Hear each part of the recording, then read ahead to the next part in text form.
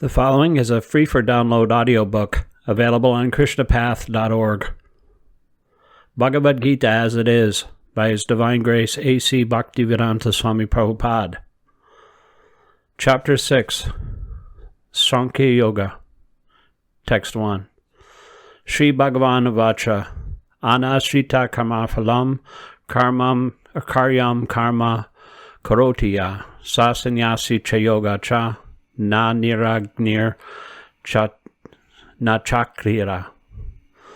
Shri Bhagavan Vacha, the Lord said, Anashrita, without shelter, karma phalam, the result of work, karyam, obligatory, karma, work, karoti, performs, ya, one who, sa, he, sannyasi, in the renounced order, cha, also, yogi, mystic, cha, also, na, not, near, without, agni, fire, na, not, cha, also, akirya, without duty.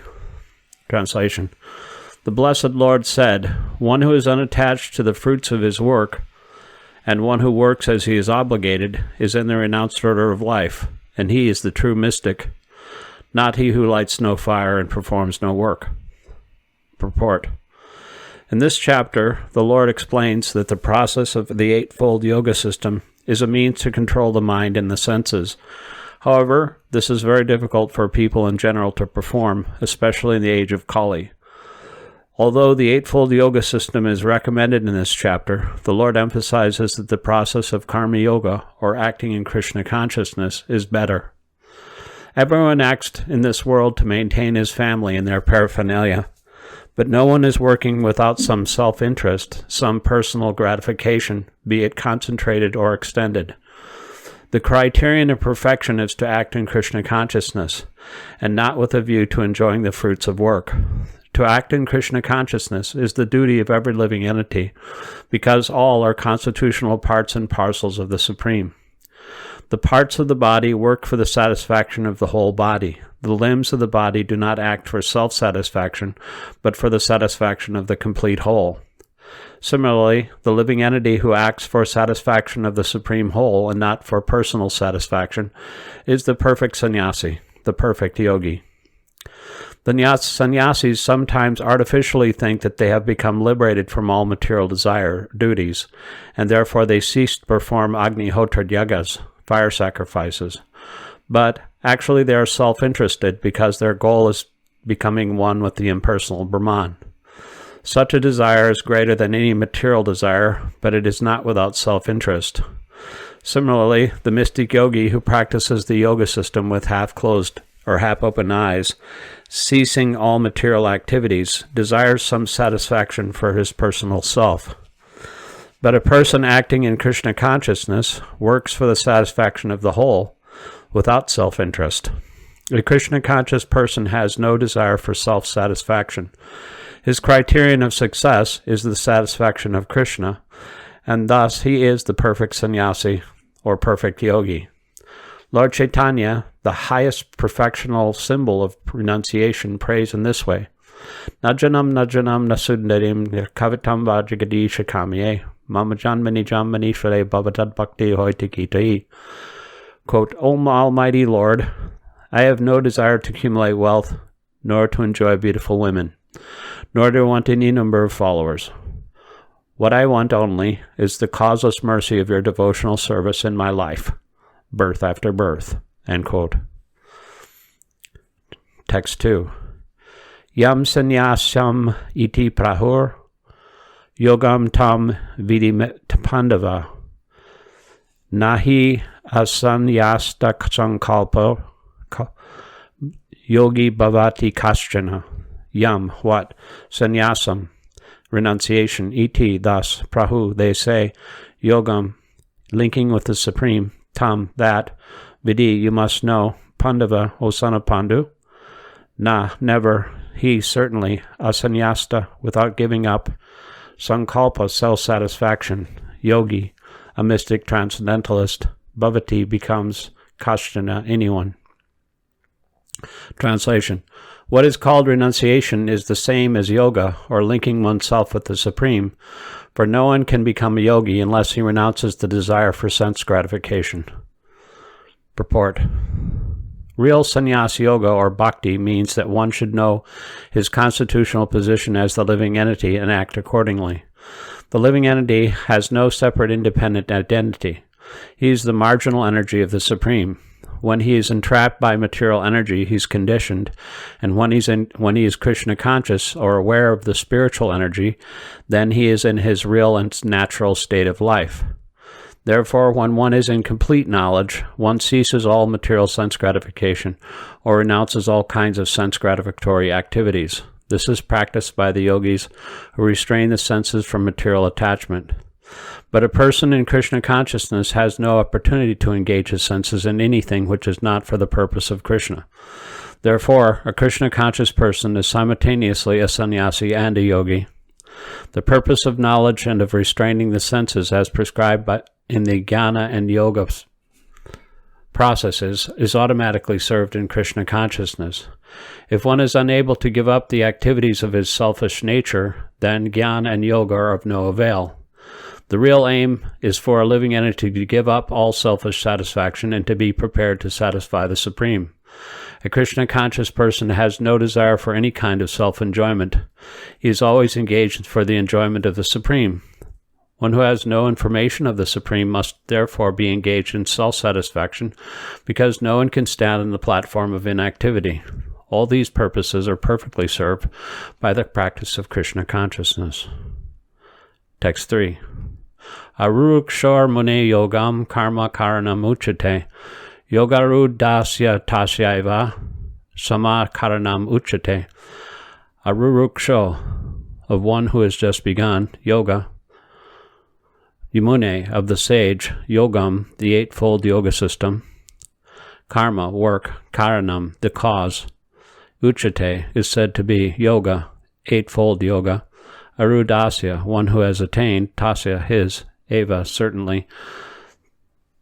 Shama, cessation of all material activities. Karanam, the cause. Uchyate is said to be. Translation. For one who is a neophyte in the eightfold yoga system, work is said to be the means, and for one who has already attained to yoga, cessation of all material activities is said to be the means. Purport.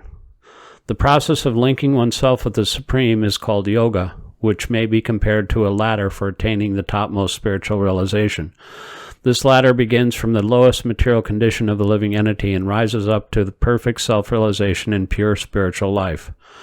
According to various elevations, different parts of the ladder are known by different names. But all in all, the ladder is called yoga and may be divided into three parts, namely Jnana Yoga, Dhyana Yoga, and Bhakti Yoga. The beginning of the ladder is called the Yoga Ruruksha stage, and the highest rung is called Yoga Ruda. Concerning the eightfold yoga system, attempts in the beginning to enter into meditation through regulative principles of life and practice of different sitting postures, which are more or less bodily exercises, are considered fruitive material activities. All such activities lead to achieving perfect mental equilibrium to control the senses. When one is accomplished in the practice of meditation, he ceases all disturbing mental activities. A Krishna-conscious person is, however, situated from the beginning on the platform of meditation because he always thinks of Krishna, and because being constantly engaged in the service of Krishna, he is considered to have ceased all material activities. Text 4. Yada hi nendriyarteshu na karmarshu anusajate sarva sankalpa sannyasi yogarudras tadochite. Tada, when he, certainly, not, indriyarteshu, in sense gratification, never, karmeshu, in fruitive activities, anusajate, does necessarily engage, sarva sankalpa, all material desires, sannyasi, renouncer, yoga, aruda, elevated in yoga, tada, at that time, uchate is said to be.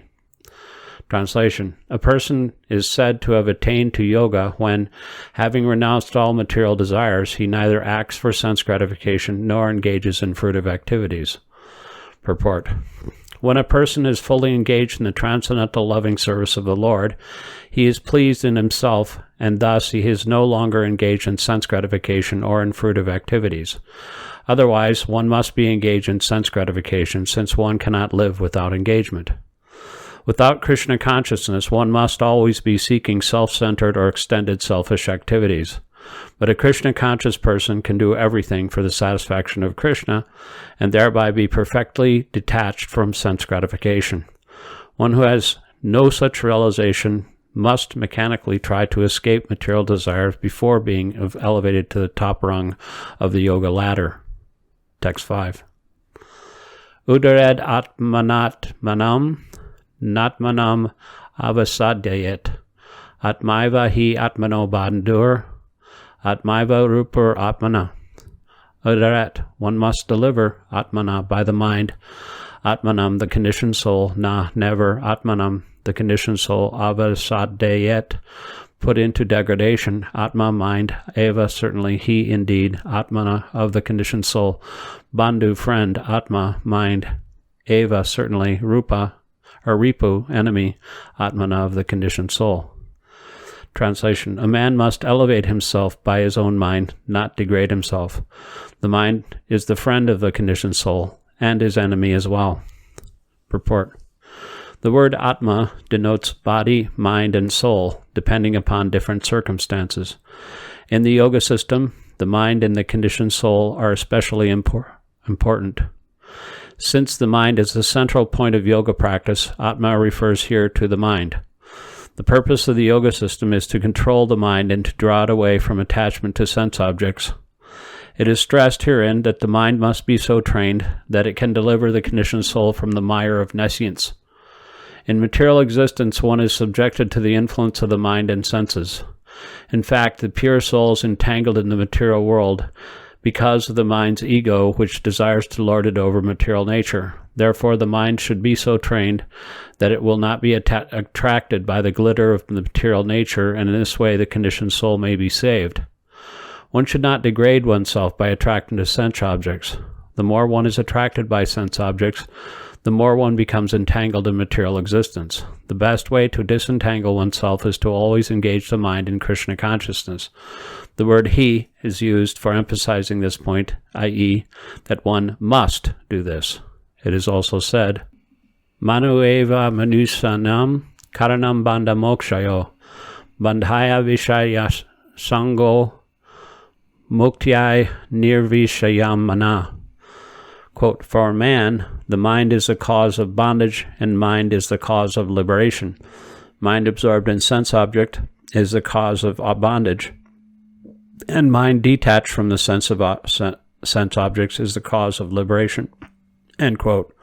Therefore, the mind, which is always engaged in Krishna consciousness, is the cause of supreme liberation. Text 6. Bandhur atmatmanas tasya yena maivatmana jita anatmanas tu satruve varte tatmaiva satruvat.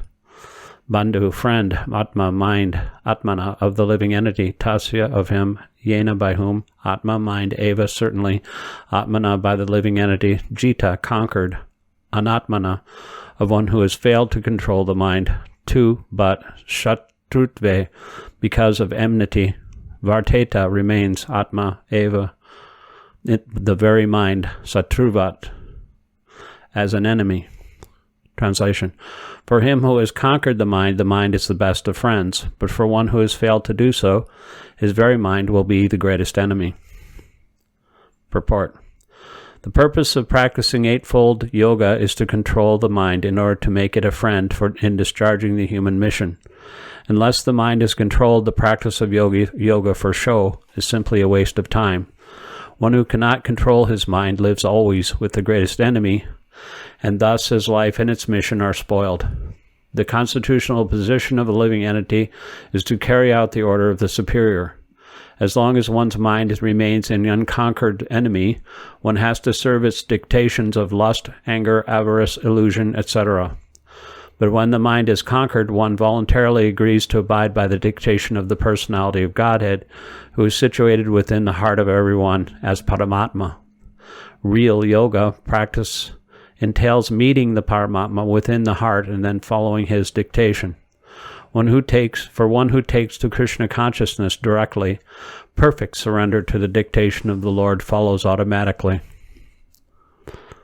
Text 7. Jitatmana prashantasya paramatma samasahita shitus nasukadukeshu tata manopanam nayanayo. Jiva atmana, for one who has conquered his mind, prashantasya, of one who has attained tranquility by such control over the mind, paramatma, the supersoul, samahita, approached completely, sita, cold, ushna, heat, sukha, in happiness, dukeshu, in distress, tata, also, mana, honor, apanmanayo, in dishonor. Translation. For one who has conquered the mind, the supersoul is already reached, for he has attained tranquility. To such a man, happiness and distress, heat and cold, honor and dishonor are all the same. Purport. Actually, every living entity is intended to abide by the dictation of the Supreme Personality of Godhead, who is seated in everyone's heart as Paramatma. When the mind is misled by the external illusory energy, one becomes entangled in material activities. Therefore, as soon as one's mind is controlled through one of the yoga systems, it is to be considered as having already reached the destination. One has to abide by superior dictation. When one's mind is fixed on the superior nature, he has no alternative but to follow the dictation of the Supreme. The mind must admit some superior dictation and follow it. The effect of controlling the mind is that one automatically follows the dictation of the Paramatma or Supersoul. Because this transcendental position is at once achieved by one who is Krishna conscious, the devotee of the Lord is unaffected by the dualities of material existence, namely distress and happiness, cold and heat, etc. This state is practical samadhi, or absorption in the Supreme. Text 8. Jnana vijnana triptatma kutasto vijitandriya yukta iti uchyate yogi samalokshtrama kanchana. Jnana, acquired knowledge, vijnana, realized knowledge, tripta, satisfied, atma, living entity, kutasta, spiritually situated, vijita indriya, sensually controlled, yukta, competent for self-realization, iti, thus, uchate is said, yogi, the mystic, sama, equipoised, loshtra, pebbles, asma, stone, kanchana, gold. Translation. A person is said to be established in self-realization and is called a yogi, or mystic, when he is fully satisfied by virtue of acquired knowledge and realization. Such a person is situated in transcendence and is self-controlled. He sees everything, whether it be pebbles, stones, or gold, as the same. Purport. Book knowledge without realization of the supreme truth is useless. This is stated as follows: Atasi Krishna namadi nabhavit mindriya seva mukhehi jivado swayameva sparatyada. Quote, no one can understand the transcendental nature of the name, form, quality, and pastimes of Sri Krishna through his materially contaminated senses. Only when one becomes spiritually saturated by transcendental service to the Lord are the transcendental name, form, quality, and pastimes of the Lord revealed to him. End quote. Padma Purana. This Bhagavad Gita is the science of Krishna consciousness. No one can become Krishna conscious simply by mundane scholarship. One must be fortunate enough to associate with a person who is in pure consciousness. A Krishna conscious person has realized knowledge by the grace of Krishna because he is satisfied with pure devotional service. By realized knowledge, one becomes perfect. By transcendental knowledge, one can remain steady in his convictions, but by mere academic knowledge, one can be easily deluded and confused by apparent contradictions. It is the realized soul who is actually self-controlled because he is surrendered to Krishna. He is transcendental because he has nothing to do with mundane scholarship. For him, mundane scholarship and mental speculation, which may be as good as gold to others, are of no greater value than pebbles or stones. Text 9. Surin mittarari udasina madhyasta dveshya bandhusu sadhushva api chapapeshu samabudhir vishishyate. Sudit, by nature a well-wisher, mitra, benefactor with affection, adi, enemy, udasina, neutral between the belligerents, madhyasta, mediator between the belligerents, dveshya, envious, bandhushu, among the relatives or well-wishers, sadhushu, unto the pious, api, as well as cha, and papeshu, unto the sinners, samabuddhi, having equal intelligence, vishishyate, is far advanced. Translation. A person is said to be still further advanced when he regards all, the honest well-wisher, friends and enemies, the envious, the pious, the sinner, and those who are indifferent and impartial, with an equal mind. Text 10. Yogi yunjita satatam atmanam harasi stita akaki tata chittatma nirashir aparigraha. Yogi, a transcendentalist, yunjita, must concentrate in Krishna consciousness, satatam, constantly, atmanam, by himself, by the body, mind, and self, rahasi, in a secluded place, stita, being so situated, ekaki, alone, yata chititma, always careful in mind, nirashi, without being attracted by anything else, aparigraha, free from the feeling of possessiveness. Translation. A transcendentalist should always try to concentrate his mind on the Supreme Self. He should live alone in a secluded place and should always carefully control his mind. He should be free from desires and feelings of possessiveness. Purport. Krishna is realized in different degrees as Brahman, Paramatma, and the Supreme Personality of Godhead. Krishna consciousness means, concisely, to be always engaged in the transcendental loving service of the Lord. But those who are attached to the impersonal Brahman or the localized Supersoul are also partially Krishna conscious, because impersonal Brahman is the spiritual ray of Krishna and Supersoul is the all-pervading partial expansion of Krishna. Thus, the impersonalist and the meditator are also indirectly Krishna conscious. A directly Krishna conscious person is the topmost transcendentalist, because such a devotee knows what is meant by Brahman or Paramatma. His knowledge of the absolute truth is perfect, whereas the impersonalist and meditative yogi are imperfectly Krishna conscious. Nevertheless, all of these are instructed herewith to be constantly engaged in their particular pursuits so that they may come to the highest perfection sooner or later. The first business of a transcendentalist is to keep the mind always on Krishna. One should always think of Krishna and not forget him even for a moment. Concentration of the mind on the Supreme is called samadhi, or trance. In order to concentrate the mind, one should always remain in seclusion and avoid disturbance by external objects. He should be very careful to accept favorable and reject unfavorable conditions that affect his realization. And, in perfect determination, he should not hanker after unnecessary material things that entangle him by feelings of possessiveness. All these perfections and precautions are perfectly executed when one is directly Krishna conscious in Krishna consciousness, because direct Krishna consciousness means self-abnegation, wherein there is very little chance for material possessiveness. Srila Rupa Goswami characterizes Krishna consciousness in this way: Ana shaktasya vishayan yatar ham upiyunjata nirbandha Krishna sambandhe yuktam vairagyamuchate prapan chikataya buddhya hari sambani vastana bulbukshibi parityago vairangam falgu kartite.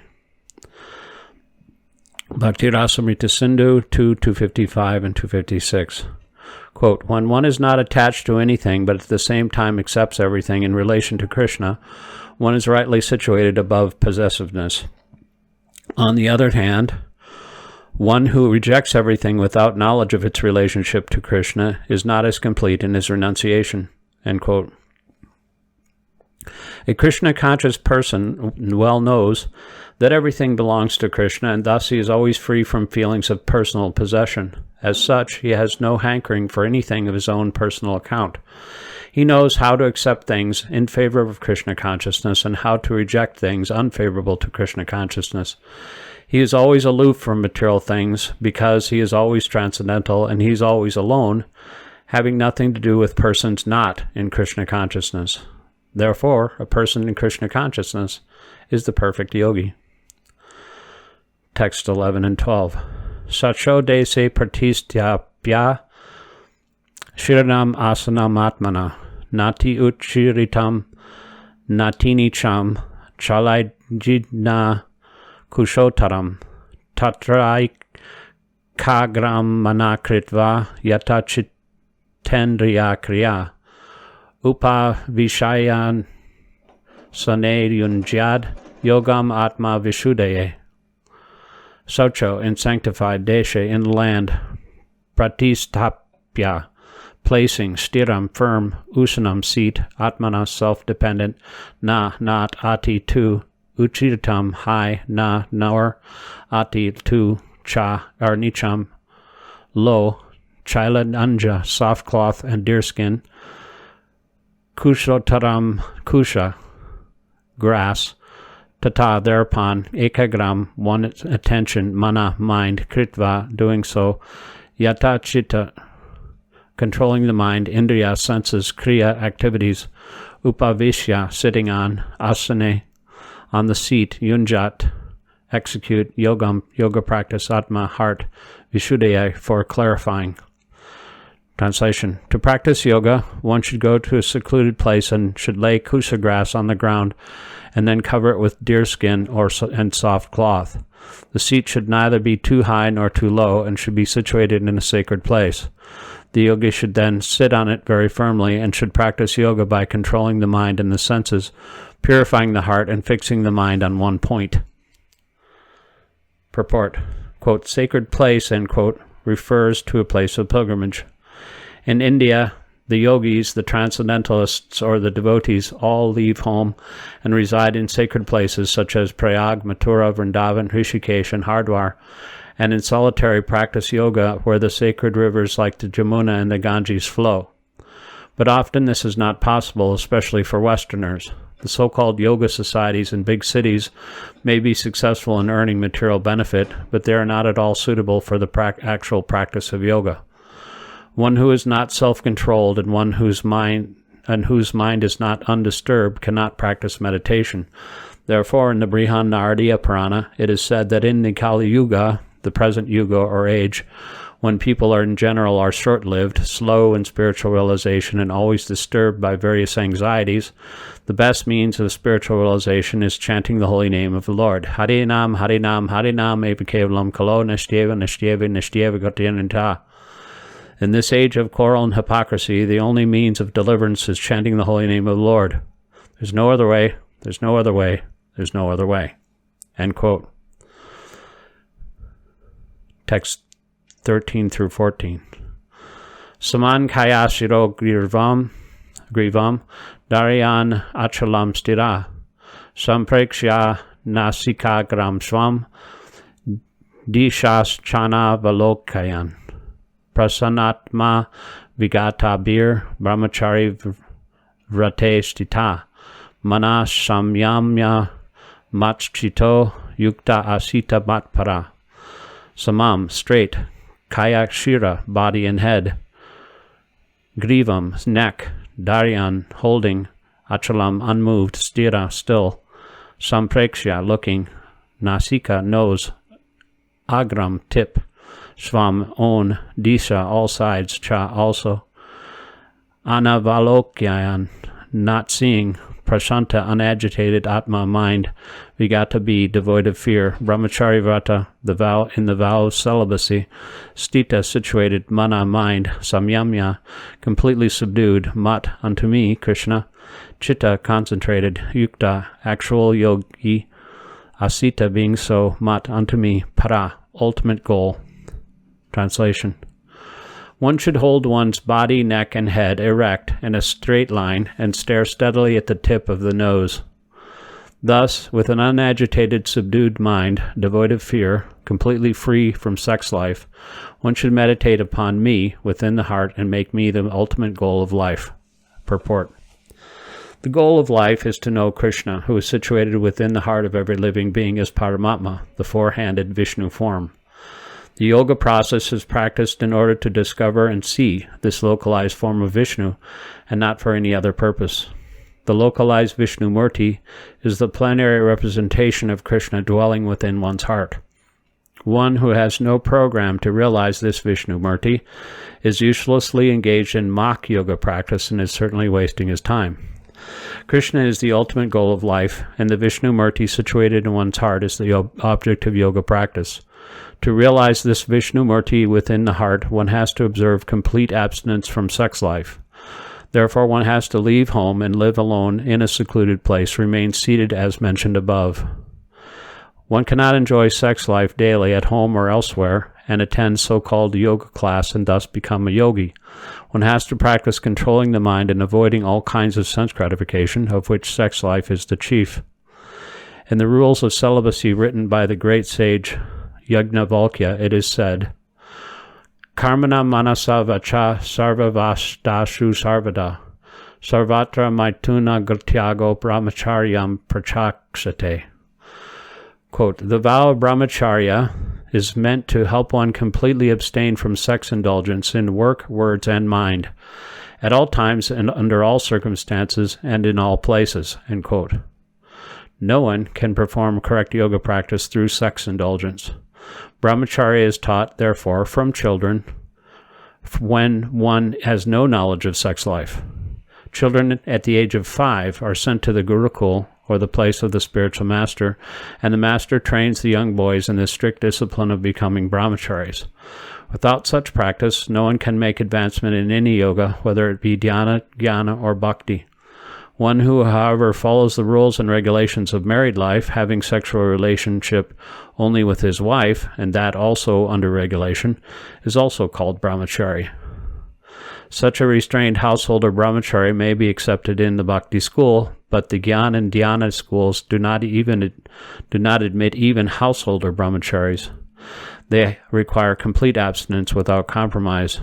In the bhakti school, the householder brahmachari is allowed controlled sex life because the cult of bhakti yoga is so powerful that one automatically loses sexual attraction, being engaged in the superior service of the Lord. In the Bhagavad Gita, it is said, Vishaya vinivartante nirha rasya dehina rasavaja rashopyasya param drishta navartante. Whereas others are forced to restrain themselves from sense gratification, a devotee of the Lord automatically refrains because of superior taste. Other than the devotee, no one has any information of that superior taste. Vigata B. One cannot be fearless unless one is fully in Krishna consciousness. A conditioned soul is fearful due to his perverted memory, his forgetfulness of his eternal relationship with Krishna. The Bhagavatam says, Bhayam dvitiya bini visata syad isad upetrasya viparyayo smriti. Krishna consciousness is the only basis for fearlessness. Therefore, perfect practice is possible for a person who is Krishna conscious. And since the ultimate goal of yoga practice is to see the Lord within, a Krishna conscious person is the best of all yogis. The principles of the yoga system mentioned herein are different from those of the popular so-called yoga societies. Text 15. Yujan evam sadatmanam yogi niyata manasa shantim nirvana paramam matsamstam abhigachati.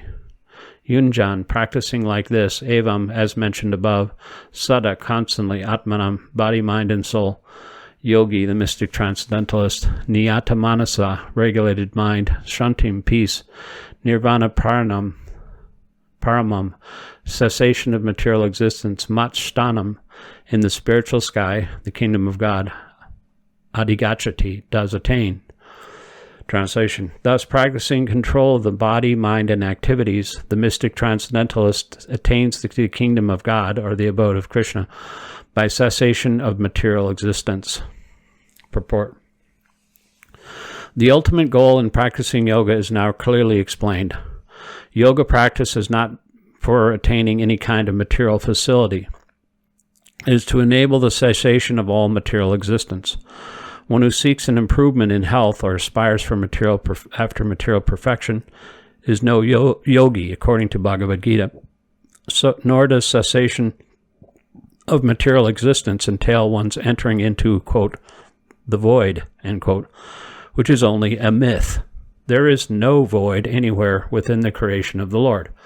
Rather, the cessation of material existence enables one to enter into the spiritual sky, the abode of the Lord. The abode of the Lord is also clearly described in the Bhagavad Gita as that place where there is no need of sun, moon, nor electricity. All the planets in the spiritual kingdom are self-illuminated, like the sun in the material sky. The kingdom of God is everywhere, but the spiritual sky and the planets thereof are called Param-Dhamma, or superior abodes.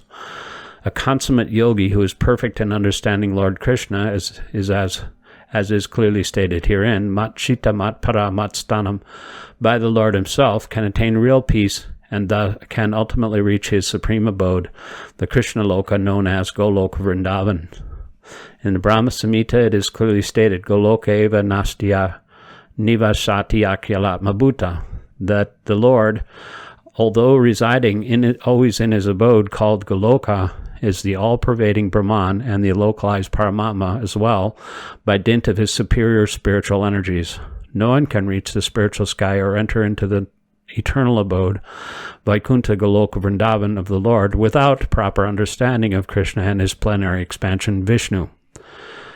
Therefore, a person working in Krishna consciousness is the perfect yogi because his mind is always absorbed in Krishna's activities. Savai mana Krishna padada vindeyo.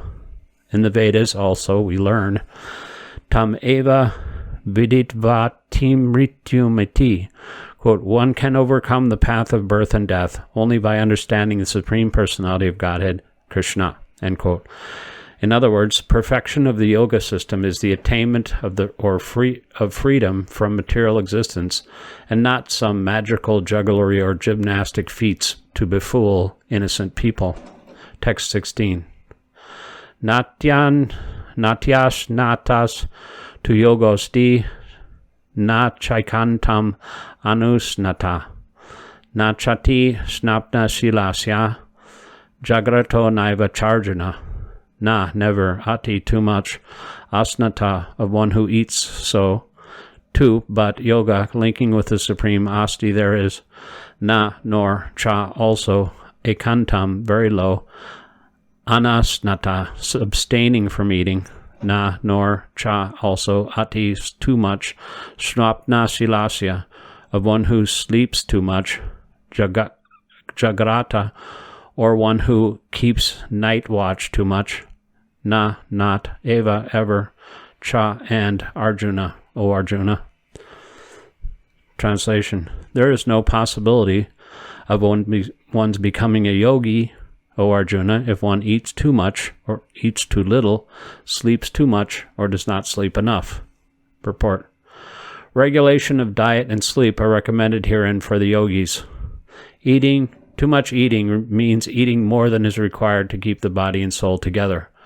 There is no need for men to eat animals, because there is an ample supply of grains, vegetables, fruits, and milk. Such simple foodstuff is considered to be in the mode of goodness, according to the Bhagavad Gita. Animal food is for those in the mode of ignorance. Therefore, those who indulge in animal food, drinking, smoking, and eating food which is not first offered to Krishna, will suffer sinful reactions because of eating only polluted things. Bunjate tatuv agham papa ye pachanti atma karnanat. Anyone who eats for sense pleasure or cooks for himself, not offering his food to Krishna, eats only sin. One who eats sin and eats more than is allotted to him cannot execute perfect yoga. It is best that one eat only the remnants of foodstuff offered to Krishna. A person in Krishna consciousness does not eat anything which is not first offered to Krishna. Therefore, only the Krishna conscious person can attain perfection in yoga practice. Nor can one who artificially abstains from eating, manufacturing his own personal process of fasting, practice yoga. The Krishna conscious person observes fasting as it is recommended in the scriptures. He does not fast or eat more than is required, and thus he is competent to perform yoga practice. One who eats more than required will dream very much while sleeping, and he must consequently sleep more than is required. One should not sleep more than 6 hours daily. One who sleeps more than 6 hours out of 24 is certainly influenced by the mode of ignorance. A person in the mode of ignorance is lazy and prone to sleep a great deal. Such a person cannot perform yoga. Text 17. Yuktahara viharasya, yukta chetasyat karmasu, yuga shrapnava bodhasya, yoga bhavati dukkha, yukta regulated, ahara eating, virahasya recreation, yukta regulated, chetasya of one who works for maintenance, karmashu in discharging duties, yukta regulated, shrapna avabodhasya regulated sleep and wakefulness, yoga practice of yoga bhavati becomes dukkha diminishing pains. Translation. He who is temperate in his habits of eating, sleeping, working, and recreation can mitigate all material pains by practicing the yoga system. Purport. Extravagance in the matter of eating, sleeping, defending, and mating, which are demands of the body, can block advancement in the practice of yoga. As far as eating is concerned, it can be regulated only when one is practiced to take and accept prasadam, sanctified food.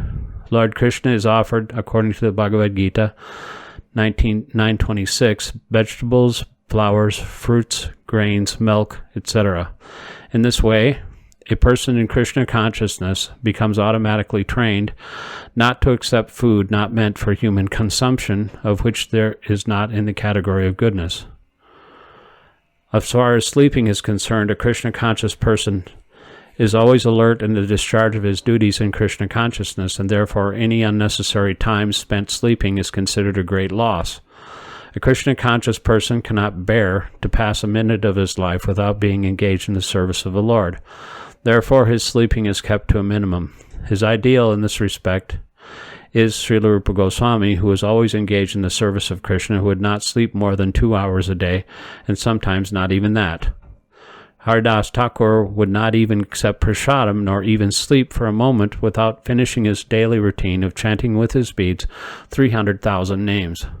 As far as work is concerned, a Krishna conscious person does not do anything which is not connected with Krishna's interest, and thus his work is always regulated and is untainted by sense gratification. Since there is no question of sense gratification, there is no material leisure for a person in Krishna consciousness. And because he is regulated in all his work, sleep, speech, wakefulness, and other bodily activities, there is no material misery for him. Text 18. Yadi vini yatam chitam atmani evavatishtate.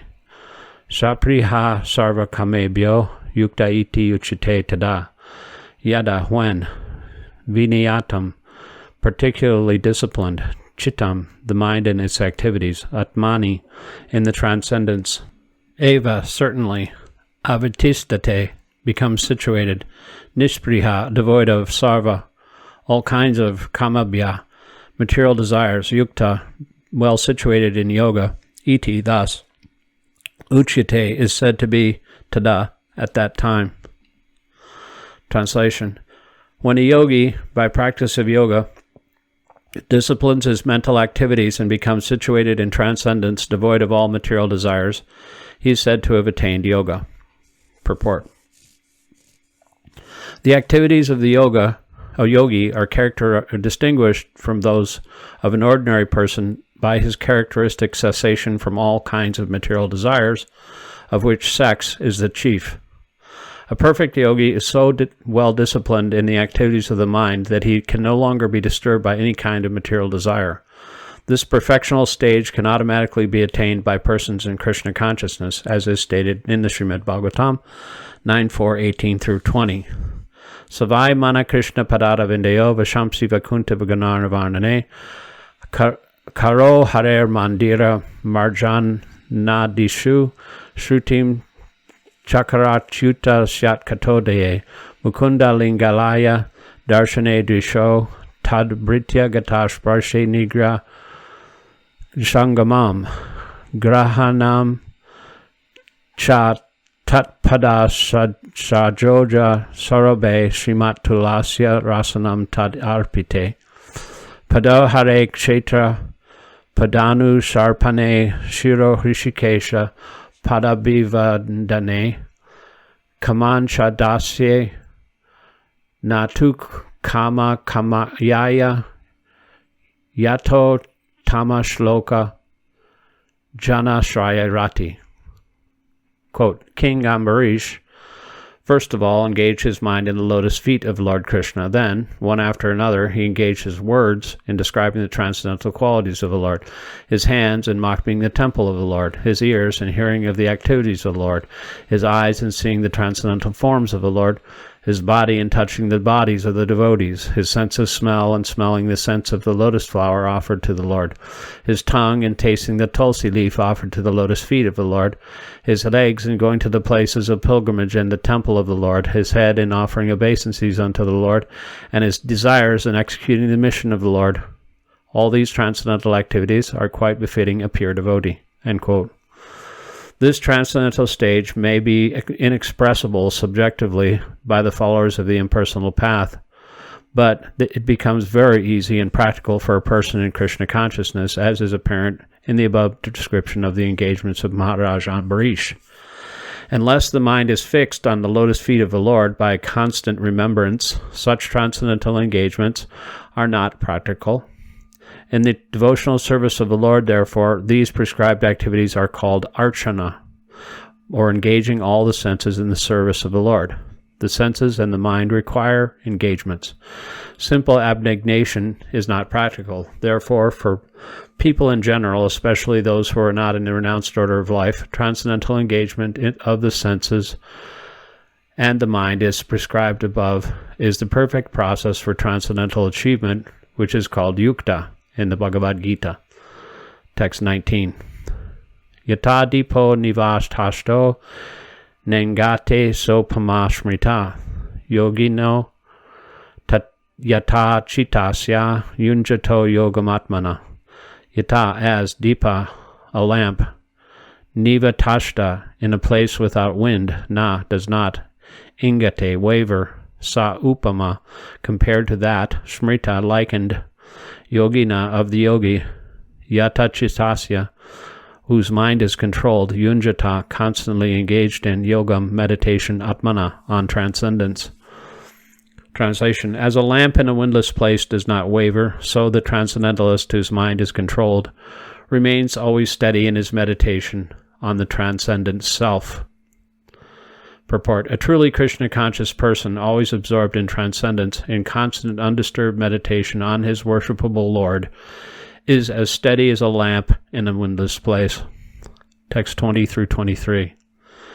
Yatro paramapte chitam nirudam yogashevaya yatra chaivatmanatmanam pasyan atmani tusyati shakam atyantikam yatad buddhigrayam itindriyam veti yatra nachaivayam stitas chalati tatvata yam labha chaparam labham manyate nadikam tata yasmin stito na dukena guru napi vichalyate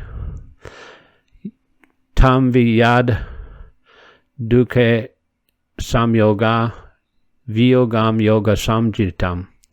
Yatra, in that state of affairs, aparamate,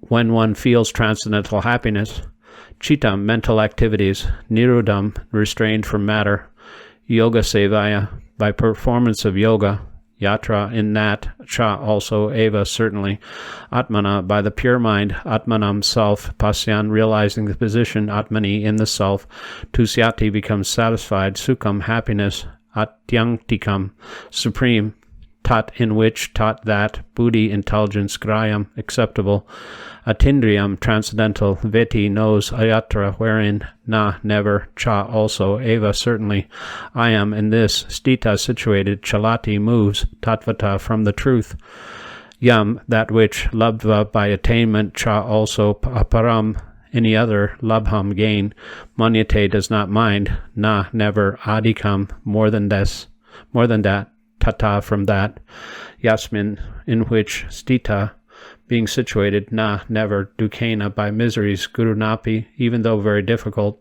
vichalyate, becomes shaken, tam, that, vidyat, you must know, dukkha samyoga, miseries of material contact, viyogam, extermination, yoga samnitam, trance, in yoga. Translation. The stage of perfection is called trance, or samadhi, when one's mind is completely restrained from material mental activities by practice of yoga. This is characterized by one's ability to see the self by the pure mind and to relish and rejoice in the self. In that joyous state, one is situated in boundless transcendental happiness and enjoys himself through transcendental senses. Established thus, one never departs from the truth, and upon gaining this, he thinks there is no greater gain. Being situated in such a position, one is never shaken, even in the midst of the greatest difficulty. This is indeed actual freedom from all miseries arising from material contact. Purport. By practice of yoga, one becomes gradually detached from material concepts. This is the primary characteristics of the yoga principle. And after this, one becomes situated in trance or samadhi, which means that the yogi realizes the supersoul through transcendental mind and intelligence without any of the misgivings of identifying the self with the superself. Yoga practice is more or less based on the principles of the Patanjali system.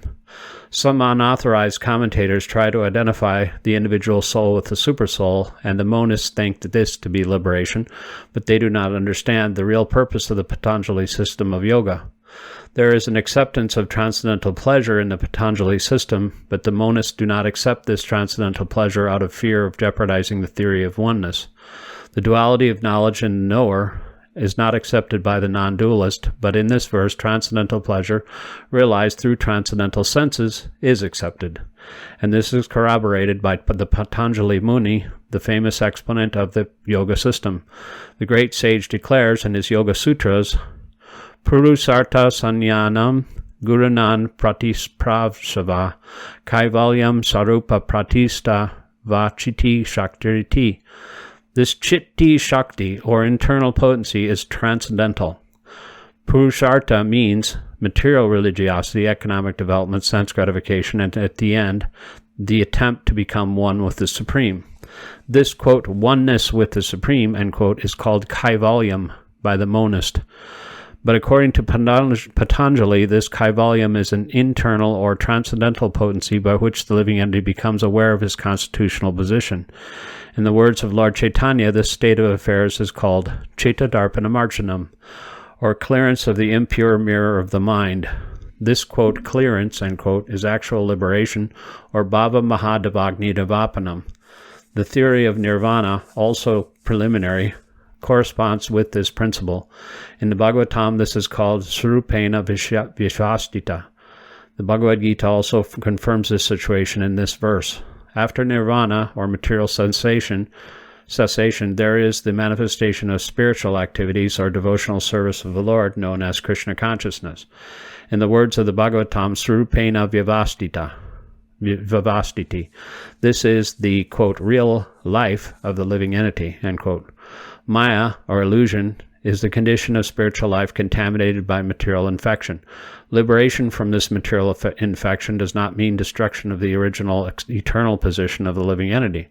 Patanjali also accepts this by his words, Kaivalyam Swarupa Pratista Vachiti Shaktiriti. This Chitti Shakti, or transcendental pleasure, is real life.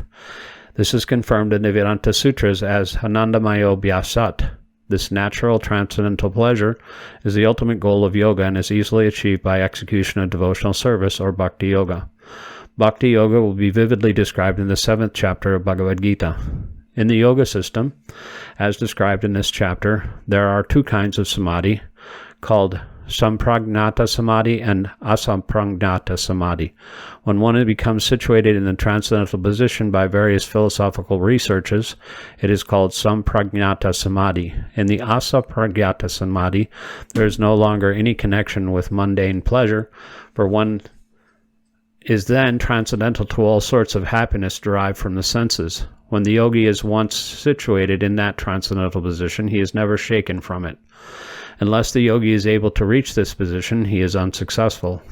Today's so-called yoga practice, which involves various sense pleasures, is contradictory. A yogi indulging in sex and intoxication is in mockery. Even those yogis who are attracted by the siddhis, perfections in the process of yoga, are not perfectly situated. If the yogis are attracted by the byproducts of yoga, then they cannot attain the stage of perfection as stated in this verse. Persons therefore indulging in the make-show practice of gymnastic feats or siddhis should know that the aim of yoga is lost in that way. The best practice of yoga in this age is Krishna consciousness, which is not baffling. Krishna consciousness person is so happy in his occupation that he does not aspire after any other happiness. There are many impediments, especially in this age of hypocrisy, to practicing Hatha Yoga, Dhyana Yoga, and Jnana Yoga, but there is no such problem in executing Karma Yoga or Bhakti Yoga. As long as the material body exists, one has to meet the demands of the body, namely eating, sleeping, defending, and mating, but a person who is in pure Bhakti Yoga or in Krishna consciousness does not arouse the senses while meeting the demands of the body. Rather, he accepts the bare necessities of life, making the best use of a bad bargain, and enjoys transcendental happiness in Krishna consciousness. He is callous towards incidental occurrences, such as accidents, disease, scarcity, or even the death of a most dear relative, but he is always alert to execute his duties in Krishna consciousness, or Bhakti Yoga. Accidents never deviate him from his duty. As stated in the Bhagavad Gita, Agama payo nityas tam satiksasha bharata. He endures all such incidental occurrences because he knows that they come and go and do not affect his duties. In this way, he achieves the highest perfection in yoga practice. Text 24. Sa nishayena yoktavyo yoga nirvini chetasa sankalpa prabhavan kamams traktvat sarvam esetshacha mana saivendriyagramam viniyamya samantata. Sa, in that yoga system, nishchayena, with firm determination, yoktavya, must be practiced, yoga, in such practice, anirvini chetasa, without deviation, sankalpa, material desires, prabhavan, born of, kamam, sense gratification, tvaktva, giving up, sarvan, all, asheshata, completely, manasa, by the mind, eva, certainly, indriyagramam, the full set of senses, viniyamya, regulating, samantata, from all sides. Translation. One should engage himself in the practice of yoga with undeviating determination and faith. One should abandon, without exception, all material desires born of false ego, and thus control the senses on all sides by the mind. Purport. The yoga practitioner should be determined and should patiently prosecute the practice without deviation. One should be sure of success at the end and pursue this course with great perseverance, not becoming discouraged if there is any delay in the attainment of success. Success is sure for the rigid practitioner. Regarding Bhakti Yoga, Rupa Goswami says, Uttahan nishriya daryat tatta karma pravartanat sangat tyagat sato vrite sabdhi bhakti prasidyate. Quote, the process of Bhakti Yoga can be executed successfully with full-hearted enthusiasm, perseverance, and determination by following the prescribed duties in the association of devotees and engaging completely in the activities of goodness. End quote. As for determination, one should follow the example of the sparrow, who lost her eggs in the waves of the ocean.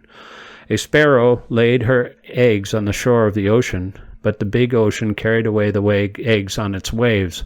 The sparrow became very upset and asked the ocean to return her eggs.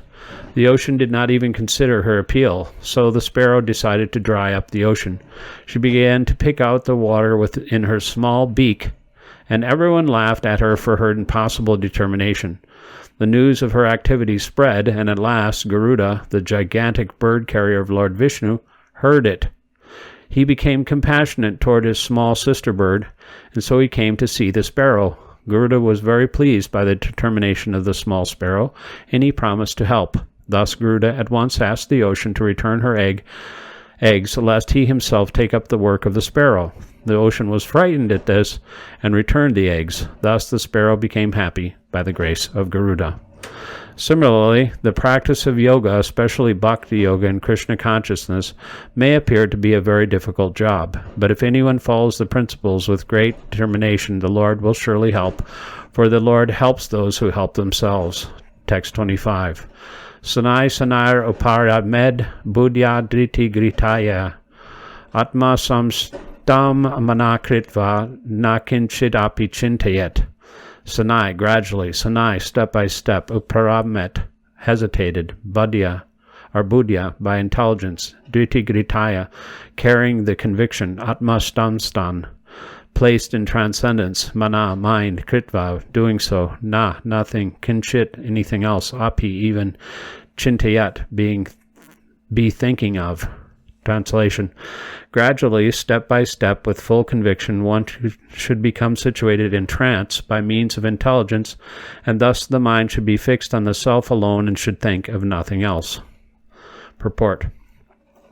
By proper conviction and intelligence, one should gradually cease sense activities. This is called pratyahara. The mind, being controlled by conviction, meditation, and cessation of the senses, should be situated in trance or samadhi. At that time, there is no longer any danger of becoming engaged in the material conception of life. Or in other words, although one is involved with matter as long as the material body exists, one should not think about sense gratification. One should think of no pleasure aside from the pleasure of the Supreme Self. This state is easily attained by directly practicing Krishna consciousness. Text 26. Yato nato nischalati manas chanchalam astiram tato yatataras tato niyam yaitad atmani eva vaslam nayet yata, whatever, yata, wherever, nishalati, verily agitated, mana, the mind, chanchalam, flickering, ashtiram, unsteady, tata, from there, tata, and thereafter, niyamya, regulating, etat, this, atmani, in the self, eva, certainly, vasam, control, yajet, nayet, must bring in. Translation. From whatever and wherever the mind wanders due to its flickering and unsteady nature, one must certainly withdraw it and bring it back under the control of the self. Purport. The nature of the mind is flickering and unsteady, but a self-realized yogi has to control the mind. The mind should not control him. One who controls the mind, and therefore the senses as well, is called Goswami, or Swami, and one who is controlled by the mind is called Godas, or the servant of the senses. A Goswami knows the standard of sense happiness. In transcendental sense happiness, the senses are engaged in the service of Rishikesh, or the supreme owner of the senses, Krishna. Serving Krishna with purified senses is called Krishna consciousness. That is the way of bringing the senses under full control. What is more, that is the highest perfection of yoga practice. Text 27. Prashanta manasam hyenam yoginam sukhamat uttamam upaiti santarajasam brahmabhutam akalmasham. Prashanta, mind fixed on the lotus feet of Krishna, manasam, of one whose mind is so fixed, he, certainly, enam, this, yoginam, the yogi, sukham, happiness, uttamam, the highest, upaiti, attains, santarajasam, pacified passion, brahmabhutam, liberated by identification with the Absolute, akalmasam, freed from all past sinful reaction. Translation. The yogi whose mind is fixed on me verily attains the highest happiness. By virtue of his identity with Brahman, he is liberated, his mind is peaceful, his passions are quieted, and he is freed from sin. Purport. Brahma Bhuta is the state of being freed from material contamination and situated in the transcendental service of the Lord. Madbhaktim labhate param, Bhagavad Gita 1854.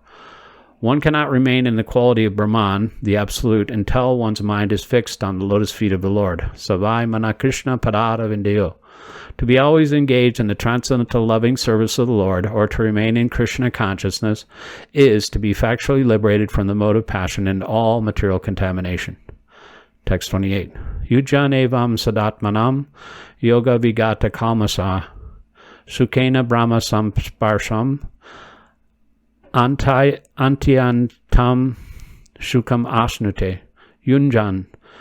Thus being engaged in yoga practice, evam, thus, sada, always, atmanam, self, yogi, one who is in touch with the Supreme Self, vigata, is free from, kalmasa, all material contamination, sukhena, in transcendental happiness, brahma samsparsham, being in constant touch with the Supreme, atyantam, highest, sukham, happiness, asnute, attains. Translation. Steady in the self, being freed from all material contamination, the yogi achieves the highest perfectional stage of happiness, in touch with the Supreme Consciousness. Purport. Self-realization means knowing one's constitutional position in relationship to the Supreme. The individual soul is part and parcel of the Supreme, and his position is to render transcendental service to the Lord. This transcendental contact with the Supreme is called Brahma Samsparsha. Text 29. Sarva Bhutta Stam Atmanam Sarva Bhutani Chatmani Ikshate Yoga Yuktatma Sarvatra Samadarshana. Sarva Bhuta Stam, situated in all beings, Atmanam, the Supersoul, Asarva, all, Bhutani, entities, Cha, also, Atmani, in the self, Ikshate, does see, Yoga Yukta Atma, one who is dovetailed in Krishna consciousness, Sarvatra, everywhere, Samadarshana, seeing equally. Translation. A true yogi observes me in all beings, and also sees every being in me. Indeed, the self-realized man sees me everywhere. Purport. A Krishna-conscious yogi is the perfect seer because he sees Krishna, the Supreme, situated in everyone's heart, as Supersoul, Paramatma. Ishvara Sarva Bhutanam Hridesha Arjunatistati. The Lord in his Paramatma feature is situated in both the heart of the dog and that of the Brahmana. The perfect yogi knows that the Lord is eternally transcendental and is not materially affected by his presence in either the dog or the Brahmana. That is the supreme neutrality of the Lord. The individual soul is also situated in the individual heart, but he is not present in all hearts. That is the distinction between the individual soul and the supersoul. One who is not factually in the practice of yoga cannot see so clearly. A Krishna-conscious person can see Krishna in the heart of both the believer and non-believer. In the Smriti, this is also confirmed as follows. Atatavach cha martyavat atma hi paramo hari. The Lord, being the source of all beings, is like the mother and the maintainer. As the mother is neutral to all different kinds of children, the Supreme Father, or Mother, is also. Consequently, the Supersoul is always in every living being. Outwardly also, every living being is situated in the energy of the Lord. As will be explained in the 7th chapter, the Lord has primarily two energies, the spiritual, or superior, and the material, or inferior. The living entity, although part of the superior energy, is conditioned by the inferior energy. The living entity is always in the Lord's energy. Every living entity is situated in him in one way or another. The yogi sees equally because he sees that all living entities, although in different situations according to the results of fruit of work, in all circumstances remain the servants of God. While in the material energy, the living entity serves the material senses, and while in the spiritual energy, he serves the Supreme Lord directly. In either case, the living entity is the servant of God. This vision of equality is perfect in a person in Krishna consciousness. Text 30. Yo mam pasyati sarvatra sarvam cha mayi pasyati. Tasyaham na pranasyami, sa cha me na pranasyati. Ya, whoever, mam, me, prasyati, sees, sarvatra, everywhere, sarvam, everything, cha, and, mayi, in me, pasyati, he sees, tasya, his, aham, I, na, not, pranasyami, I'm lost, sa, he, cha, also, me, unto me, na, nor, pranasyati, is lost. Translation. For one who sees me everywhere and sees everything in me, I am never lost, nor is he ever lost to me. Purport. A person in Krishna consciousness certainly sees Lord Krishna everywhere, and he sees everything in Krishna. Such a person may appear to see all separate manifestations of the material nature, but in each and every instance he is conscious of Krishna, knowing that everything is the manifestation of Krishna's energy. Nothing can exist without Krishna, and Krishna is the Lord of everything. This is the basic principle of Krishna consciousness. Krishna consciousness is the development of love of Krishna, a position transcendental even to material liberation. It is the stage beyond self-realization at which the devotee becomes one with Krishna in the sense that Krishna becomes everything for the devotee and the devotee becomes full in loving Krishna. An intimate relationship between the Lord and the devotee then exists. At that stage, the living entity attains his immortality, nor is the personality of Godhead ever out of the sight of the devotee. To merge in Krishna is spiritual annihilation. If a devotee takes no such risk, it is stated in the Brahma Samhita, Premanjana charita bhakti vilochanena santa sadaiva hridiyeshu vilokananti yam shyamasundara machinti gunasarupam govindamadi purusham tamam jami. Quote, I worship the primeval Lord Govinda, who is always seen by the devotee whose eyes are anointed with the pulp of love. He is seen as an eternal form of Shyamasundar situated within the heart of the devotee. End quote. Brahma Samhita 538. At this stage, Lord Krishna never disappears from the sight of the devotee, nor does the devotee ever lose sight of the Lord. In the case of a yogi who sees the Lord as Paramatma within the heart, the same applies. Such a yogi turns into a pure devotee and cannot bear to live a moment without seeing the Lord within himself. Text 31.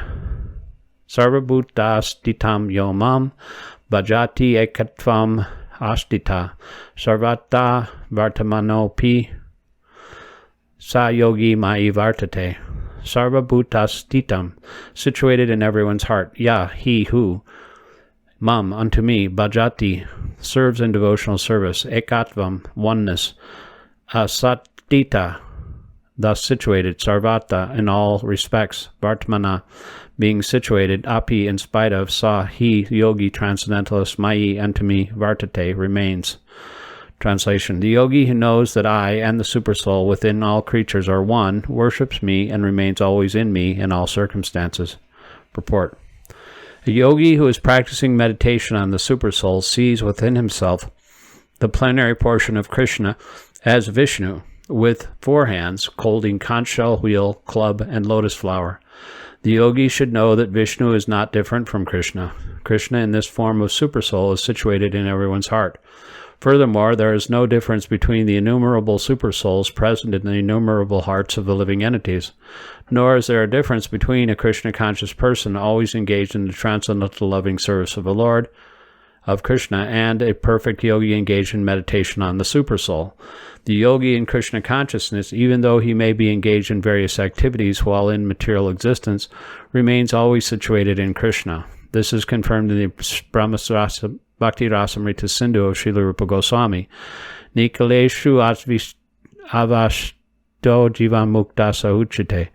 A devotee of the Lord always acting in Krishna consciousness is automatically liberated. In the Narada Pancharatra, this is confirmed in this way. Dikaladi anavachine krishne chito vidayacha tanmayo bhavati chipram jivo brahmani yojayet. Quote, by concentrating one's attention on the transcendental form of Krishna, who is all-pervading and beyond time and space, one becomes absorbed in thinking of Krishna and then attains the happy state of transcendental association with him. End quote. Krishna consciousness is the highest stage of trance in yoga practice. This very understanding that Krishna is present as Paramatma in everyone's heart makes the yogi faultless. The Vedas confirm this inconceivable potency of the Lord as follows. Ekopi san bahuda yo vabhati aishvaryad rupame kamcha suryavad badhu bedyate. Quote, Vishnu is one, and yet he is certainly all-pervading. By his inconceivable potency, in spite of his one form, he is present everywhere.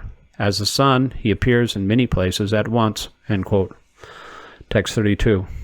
Atmo pamyena sarvatra samam pasyati sorjana shukam va yadi va dukam Sayogi paramo mata, Atma, self.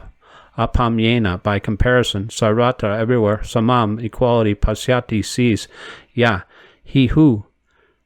Arjuna, O Arjuna. Sukham, happiness. Va, or. Yadi, if. Va, or. Dukam, distress. Sa, such. Yogi, transcendentalist. Parama, perfect. Mata, considered. Translation.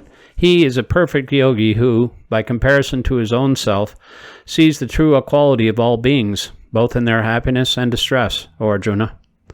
Purport. One who is Krishna conscious is a perfect yogi. He is aware of everyone's happiness and distress by dint of his own personal experience. The cause of the distress of a living entity is the forgetfulness of his relationship with Krishna, and the cause of happiness is knowing Krishna to be the supreme enjoyer of all the activities of the human being. Krishna is the proprietor of all lands and planets. The perfect yogi is the sincerest friend to all living entities. He knows that the living being who is conditioned by the modes of material nature is subjected to the threefold material miseries due to forgetfulness of his relationship with Krishna. Because one in Krishna consciousness is happy, he tries to distribute the knowledge of Krishna everywhere. Since the perfect yogi tries to broadcast the importance of becoming Krishna conscious, he is the best philanthropist in the world, and he is the dearest servitor of the Lord. Na tasmit kaschid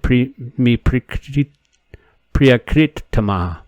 In other words, a devotee of the Lord always looks to the welfare of all living entities, and in this way he is factually the friend of everyone.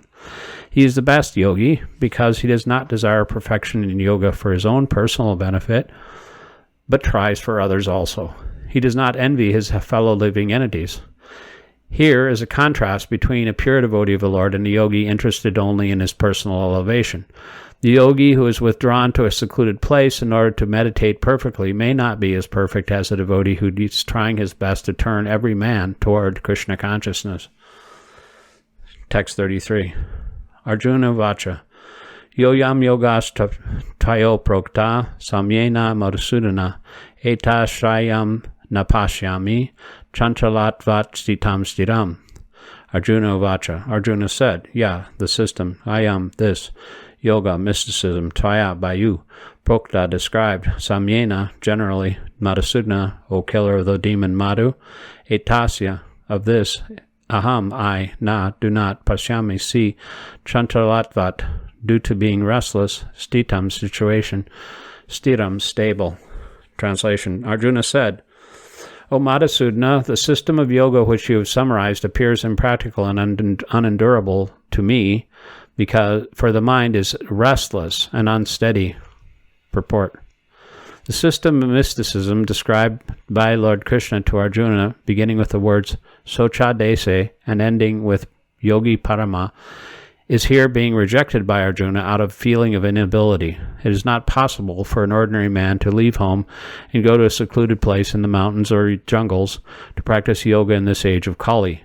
The present age is characterized by a bitter struggle for a life of short duration. People are not serious about self-realization even by simple practical means. What to speak of this difficult yoga system which regulates the mode of living, the manner of sitting, selection of place, and detachment of the mind from material engagements. As a practical man, Arjuna thought it was impossible to follow this system of yoga, even though he was favorably endowed in many ways. He belonged to the royal family and was highly elevated in terms of numerous qualities. He was a great warrior and he had great longevity, and above all, he was the most intimate friend of Lord Krishna, the Supreme Personality of Godhead. 5,000 years ago, Arjuna had much better facilities than we do now, yet he refused to accept this system of yoga. In fact, we do not find any record in history of his practicing it at any time. Therefore, this system must be considered generally impossible in this age of Kali. Of course, it may be possible for some very few rare men, but for the people in general, it is an impossible proposal. So if this were so 5,000 years ago, then what of the present day? Those who are imitating this yoga system in different so-called schools and societies, although complacent, are certainly wasting their time. They are completely in ignorance of the desired goal.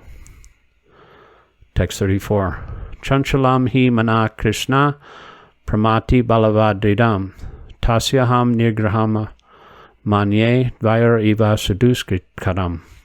Chanchalam, flickering, he, certainly, mana, mind, Krishna, O Krishna, pramati, agitating, bhavavat, strong, dridam, obstinate, tasya, its, aham, I, nigraham, subduing, manye, think, vayo, of the wind, eva, like, suduskaram, difficult. Translation: for the mind is restless, turbulent, obstinate, and very strong, O Krishna, and to subdue it, it seems to me, more difficult than controlling the wind. Purport: the mind is so strong and obstinate that it sometimes overcomes the intelligence, although the mind is supposed to be subservient to the intelligence.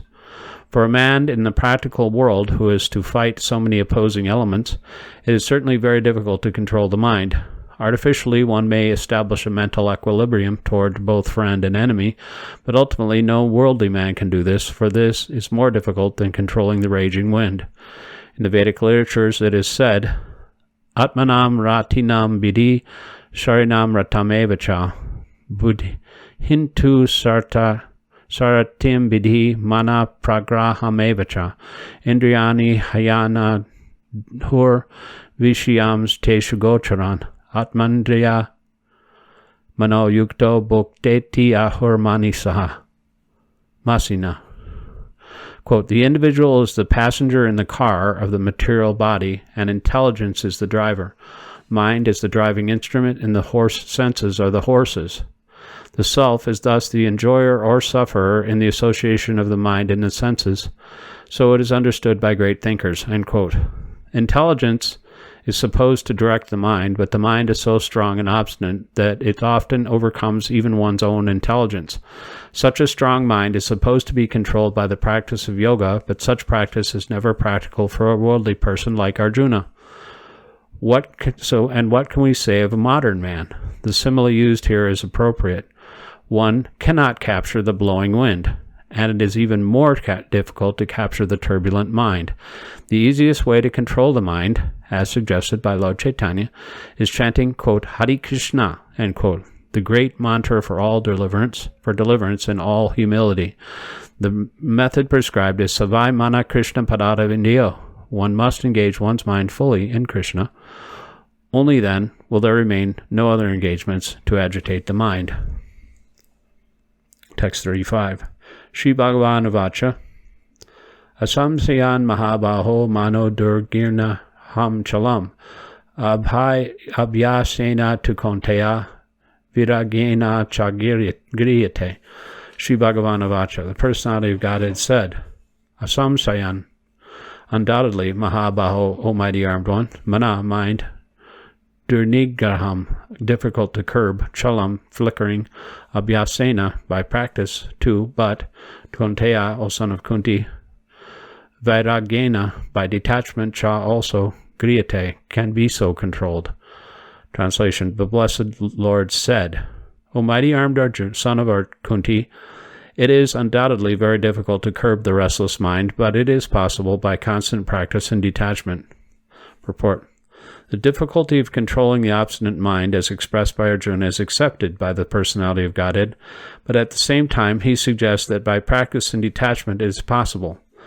What is that practice? In the present age, no one can observe the strict rules and regulations, such as placing oneself in a sacred place, focusing the mind on the supersoul, restraining the senses of the mind, observing celibacy, remaining alone, etc. By the practice of Krishna consciousness, however, one engages in 9 types of devotional service to the Lord. First and foremost of such devotional engagements is hearing about Krishna. This is a very powerful transcendental method for purging the mind of all misgivings. The more one hears about Krishna, the more one becomes enlightened and detached from everything that draws the mind away from Krishna. By detaching the mind from activities not devoted to the Lord, one can very easily learn vairagya. Vairagya means detachment from matter and engagement of the mind in spirit. Impersonal spiritual detachment is more difficult than attaching the mind to the activities of Krishna. This is practical because by hearing about Krishna, one becomes automatically attached to the Supreme Spirit. This attachment is called parasanubhuti, spiritual satisfaction. It is just like the feeling of satisfaction a hungry man has for every morsel of food he eats. Similarly, by discharge of devotional service, one feels transcendental satisfaction in the mind as the mind becomes detached from material objectives. It is something like curing a disease by expert treatment and appropriate diet. Hearing of the transcendental activities of Lord Krishna is therefore expert treatment for the mad mind, and the eating of foodstuff offered to Krishna is the appropriate diet for the suffering patient. This treatment is the process of Krishna consciousness. Text 36. Asamyatatmano yogo dusparat iti me miti vishatmana tu yatata shakyo vaptum upatyata. Asamyata, unbridled, atmana, by the mind, yoga, self-realization, dusprapa, difficult to obtain, iti, thus, me, my, mati, opinion, vasya, controlled, atmana, by the mind, tu, but, yatata, while endeavoring, shakya, practical, avaptum, to achieve, apayata, appropriate means. Translation: for one whose mind is unbridled, self-realization is difficult work. But he whose mind is controlled and who strives by right means is assured of success. That is my opinion. Purport: the Supreme Personality of Godhead declares that one who does not accept the proper treatment to detach the mind from material engagement can hardly achieve success in self-realization. Trying to practice yoga while engaging in the mind in material enjoyment is like trying to ignite a fire while pouring water on it. Similarly, yoga practice without mental control is a waste of time. Such a show of yoga practice may be materially lucrative, but it is useless as far as spiritual realization is concerned. Therefore, the mind must be controlled by engaging it constantly in the transcendental loving service of the Lord. Unless one is engaged in Krishna consciousness, he cannot steadily control the mind. A Krishna-conscious person easily achieves the result of yoga practice without separate endeavor, but a yoga practitioner cannot achieve success without becoming Krishna-conscious. Text 37. Arjuna vacha ayati shraddhayo peto yugat chaliti manasa prapya yoga samsiddhim kim gatim Krishna gachati. Arjuna vacha, Arjuna said, ayati, unsuccessful transcendental, shraddhaya, with faith, apeta, engaged, yogat, from the mystic link, chalita, deviated, manasa, of one who has such a mind, aprapya, failing, yoga samsiddhim, highest perfection in mysticism, kim, which gatim, the destination, Krishna, O Krishna, gachati, achieves. Translation: Arjuna said, what is the destination of the man of faith who does not persevere, who in the beginning takes to the process of self-realization, but who later desists due to worldly mindedness, and thus does not attain perfection in mysticism? Purport: the path of self-realization or mysticism is described in the Bhagavad Gita. The basic principle of self-realization is knowledge that the living entity is not this material body, but that he is different from it, and that his happiness is in eternal life, bliss, and knowledge. These are transcendental beyond both body and mind. Self-realization is sought by the path of knowledge, the practice of the Eightfold System, or by Bhakti Yoga. Each of these processes, one has to realize the constitutional position of the living entity, his relationship with God, and the activities whereby he can reestablish the lost link and achieve the highest perfectional stage of Krishna consciousness. Following any of the above-mentioned three methods, one is sure to reach the supreme goal sooner or later. This was asserted by the Lord in the second chapter. Even a little endeavor on the transcendental path offers a great hope for deliverance. Out of these three methods, the path of Bhakti Yoga is especially suitable for this age because it is the most direct method of God realization. To be doubly assured, Arjuna is asking Lord Krishna to confirm his former statement. One may sincerely accept the path of self-realization, but the process of cultivation of knowledge and the practice of the Eightfold Yoga system are generally very difficult for this age. Therefore, despite constant endeavor, one may fail for many reasons. First of all, one may not be following the process. To pursue the transcendental path is more or less to declare war on the illusory energy. Consequently, whenever a person tries to escape the clutches of the illusory energy, she tries to defeat the practitioner by various allurements. The conditioned soul is already allured by the modes of material energy, and there is every chance of being allured again, even while performing the transcendental disciplines. This is called yoga chalita manasa, deviation from the transcendental path. Arjuna is inquisitive to know the results of deviation from the path of self-realization. Text 38. Kashin nobaya vibrastas chinabram eva nasyati apratisto mahabaho vimudho brahmanapati. Kashit, whether, not, Ubaya, both, Vibrasta, deviated from, China, fallen, Abram, cloud, Eva, likened, Nasyati, perishes, Apratista, without any position, Mahabaho, almighty armed Krishna, Vimudha, bewildered, Brahmana, of transcendence, Pati, on the path. Translation. Almighty armed Krishna, does not such a man, being deviated from the path of transcendence, perish like a riven cloud, with no position in any sphere? Purport. There are two ways to progress. Those who are materialists have no interest in transcendence, therefore they are more interested in material advancement by economic development, or in promotion to the higher planets by appropriate work.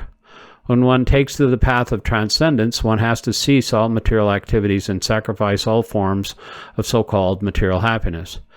If the aspiring transcendentalist fails, then he apparently loses both ways. In other words, he can enjoy neither material happiness nor spiritual success. He has no position. He is like a riven cloud. A cloud in the sky sometimes deviates from a small cloud and joins a big one. But if it cannot join a big one, then it is blown away by the wind and becomes a non-entity in the vast sky. The Brahmanapati is the path of transcendental realization, though through knowing oneself to be spiritual in essence, part and parcel of the Supreme Lord, who is manifested as Brahman, Paramatma, and Bhagavan. Lord Sri Krishna is the fullest manifestation of the Supreme Absolute Truth, and therefore one who is surrendered to the Supreme Person is a successful transcendentalist. To reach this goal of life through Brahman and Paramatma realization takes many, many births. Bahonam Janmanamante. Therefore, the supermost transcendental realization is Bhakti Yoga, or Krishna consciousness, the direct method. Text 39. Etan me samyasam samsayam Krishna chetum arhasi asesata tvad anya samyasa yasya Chaitana hi upapadyate. Etat, this is me, my, samsayam, doubt. Krishna, O Krishna, chetum, to dispel, arhasi, requested to do, asheshata, completely, tvat, yourself, anya, without, samyasa, of the doubt, yasya, of this, cheta, remover, na, never, he, certainly, upapadyate, to be found. Translation. This is my doubt, O Krishna, and I ask you to dispel it completely. But for yourself, no one is to be found who can destroy this doubt. Purport. Krishna is the perfect knower of past, present, and future. In the beginning of the Bhagavad Gita, the Lord said that all living entities exist individually in the past, and they exist now in the present, and that they continue to exist individually and retain individual identity in the future, even after liberation from the material entanglement. So he has already cleared up the question of the future of the individual living entity. Now, Arjuna wants to know the future of the unsuccessful transcendentalist. No one is equal to or above Krishna, and certainly the so-called great sages and philosophers who are at the mercy of material nature cannot equal him. Therefore, the verdict of Krishna is the final and complete answer to all doubts, because he knows past, present, and future perfectly, but no one knows him. Krishna and Krishna-conscious devotees alone can know what is what. Text 40. Shri Bhagavan Vacha Parta Naive Veha Namutra Vinasastasya vidite nahi kalyana krit kachit durgatim tatagachati. Shri Bhagavan Vacha. The Supreme Personality of Godhead said, Partha, O son of Prita, naeva, never it is so, iha, in this material world, na, never, amutra, in the next life, vinasa, destruction, tasya, his, vidyate, exists, na, never, he, certainly, kalyana krit, one who is engaged in auspicious activities, kashit, anyone, durgatim, degradation, tata, thereafter, gachati, going. Translation. The Blessed Lord said, Son of Prita, a transcendentalist engaged in auspicious activities does not meet with destruction neither in this world or in the spiritual world. One who does good, my friend, is never overcome by evil. Purport. In the Srimad Bhagavatam 1.5.17, Sri Narada Muni instructs Vyasadeva as follows. Tvakta Sardharmam Charanam Pujar Hare Bhajan Apako Tapatet Tato Yadi Yatrak Va Babadram Amud Amusyakem Kovarta Apato Bhajatam Swadharmataha. Quote, if someone gives up all material prospects and takes complete shelter of the Supreme Personality of Godhead, there is no loss or degradation in any way. On the other hand, a non-devotee may fully engage in his occupational duties and yet not gain anything. End quote. For material prospects, there are many activities, both scriptural and customary. A transcendentalist is supposed to give up all material activities for the sake of spiritual advancement in life, Krishna consciousness. One may argue that by Krishna consciousness one may attain the highest perfection if it is completed, but if one does not attain such a perfectional stage, then he loses both materially and spiritually. It is enjoined in the scripture that one has to suffer the reaction of not executing prescribed duties. Therefore, one who fails to discharge transcendental activities becomes subjected to these reactions. The Bhagavatam assures the unsuccessful transcendentalist that there need be no worries. Even though he may be subjected to the reaction of not properly executing prescribed duties, he is still not a loser, because auspicious Krishna consciousness is never forgotten, and so one so engaged will continue to be so even if he is lowborn in the next life. On the other hand, one who simply follows strictly the prescribed duties need not necessarily attain auspicious results if he is lacking in Krishna consciousness. The purport may be understood as follows. Humanity may be divided into two sections, namely the regulated and the non-regulated. Those who are engaged simply in bestial sense gratifications without knowledge of their next life or spiritual salvation belong to the non-regulated section, and those who follow the principles of prescribed duties and the scriptures are classified amongst the regulated section. The non-regulated section, both civilized and non-civilized, educated and non-educated, strong and weak, are full of animal propensities. Their activities are never auspicious because, enjoying the animal propensities of eating, sleeping, defending, and mating, they perpetually remain in material existence, which is always miserable. On the other hand, those who are regulated by scriptural injunctions and thus gradually rise to Krishna consciousness certainly progress in life.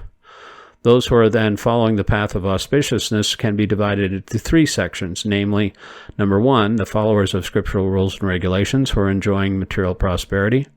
Number 2, those who are trying to find out ultimate liberation from material existence. And number 3, those who are devotees in Krishna consciousness. Those who are following the rules and regulations of the scriptures for material happiness may be further divided into two classes. Those who are fruitive workers and those who desire no fruit for sense gratification. Those who are after fruitive results for sense gratification may be elevated to a higher standard of life, even to the higher planets, but still, because they are not free from material existence, they are not following the truly auspicious path. Only the auspicious activities are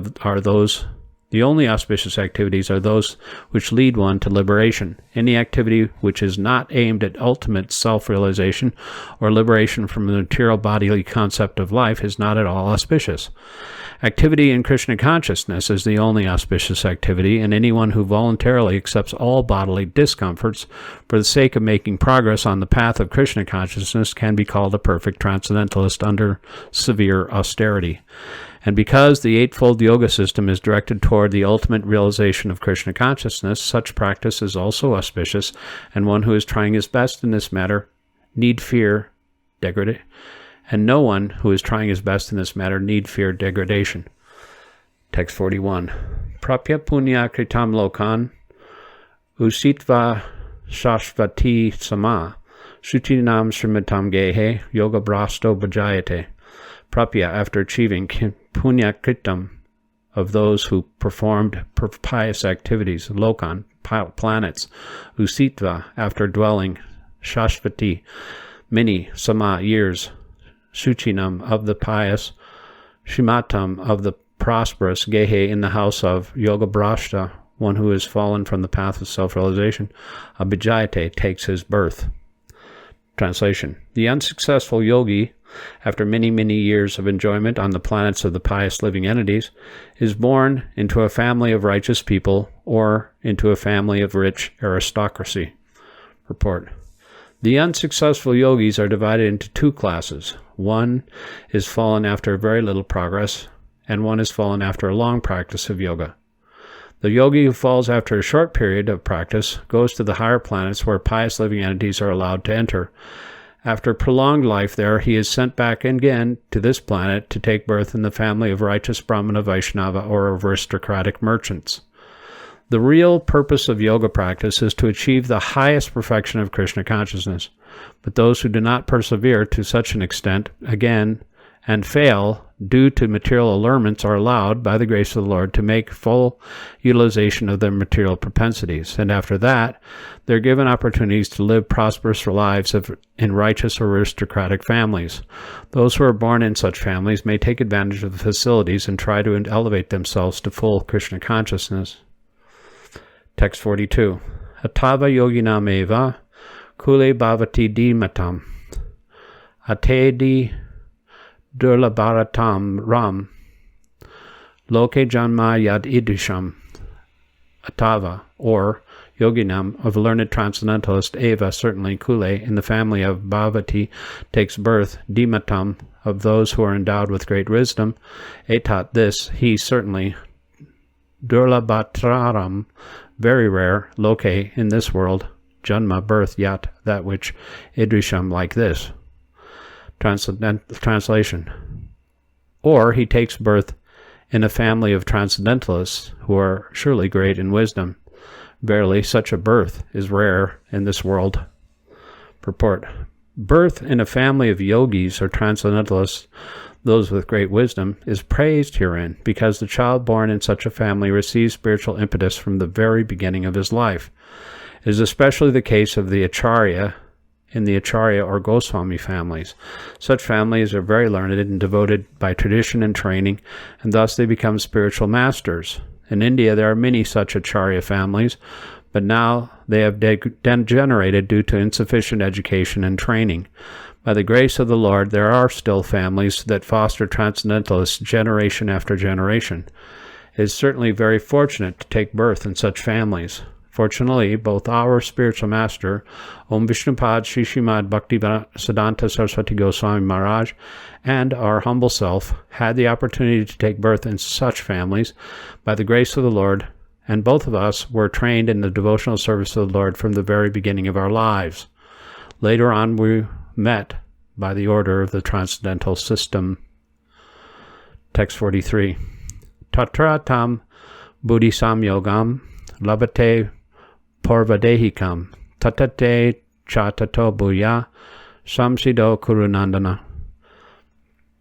Tatra, thereupon, tam, that, buddhi samyogyam, revival of such consciousness, labate, regains, parva, previous, dehikam, bodily consciousness, yatete, endeavors, cha, also, tata, thereafter, bhuya, again, samsido, for perfection, kurunandana, O son of Kuru. Translation. On taking such a birth, he again revives the divine consciousness of his previous life, and he tries to make further progress in order to achieve complete success. O son of Kuru. Purport. King Bharat, who took his third birth in a family of a good Brahmana, is an example of good birth for the revival of previous transcendental consciousness. King Bharat was the emperor of the world, and since his time, this planet is known among the demigods as Bharatvarsha. Formerly, it was known as Ilavartavarsha. The emperor, at an early age, retired for spiritual perfection but failed to achieve success. In his next life, he took birth in a family of good Brahmana and was known as Jadbharat because he always remained secluded and did not talk to anyone. And later on, he was discovered as the great transcendentalist by King Rahugana. From his life, it is understood that transcendental endeavors or the practice of yoga never goes in vain. By the grace of the Lord, the transcendentalist gets repeated opportunities for complete perfection in Krishna consciousness. Text 44. Purva vyasena tenaiva hridyate hyavaso pisa dignashur api yogasya shabda pramati vartate.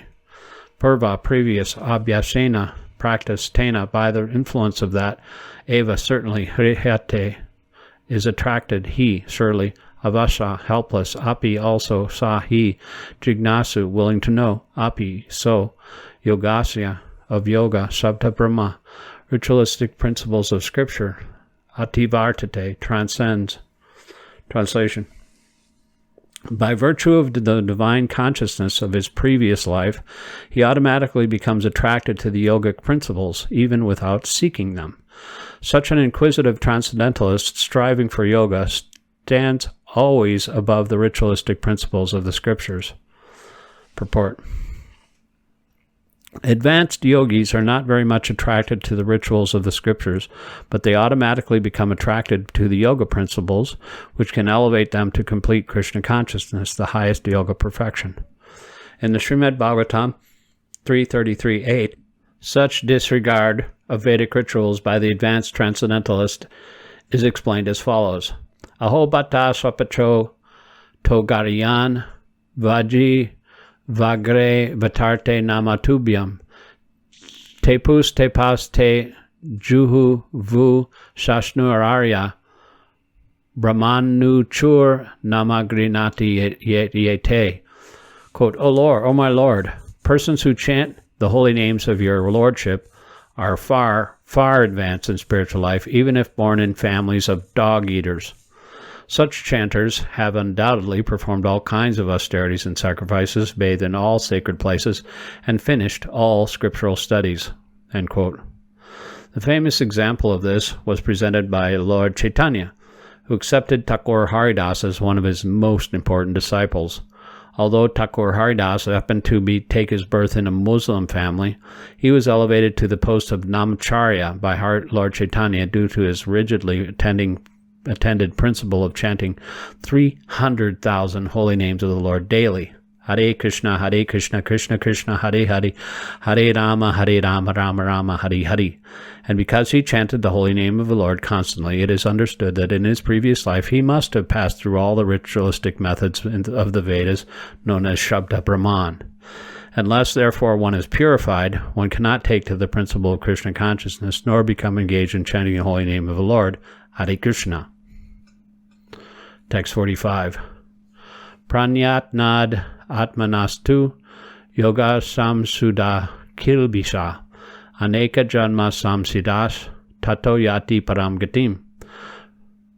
Prayatnat, by rigid practice, yatatmana, one who endeavors to, but yogi, such a transcendentalist, samsuda, washed off, kilbisa, all kinds of sins, aneka, many, janma, births, samsida, so achieved perfection, tata, thereafter, yati, attains, param, highest, gatim, destination. Translation. But when the yogi engages himself with sincere endeavor in making further progress, being washed of all contaminations, then ultimately, after many births of practice, he attains the supreme goal.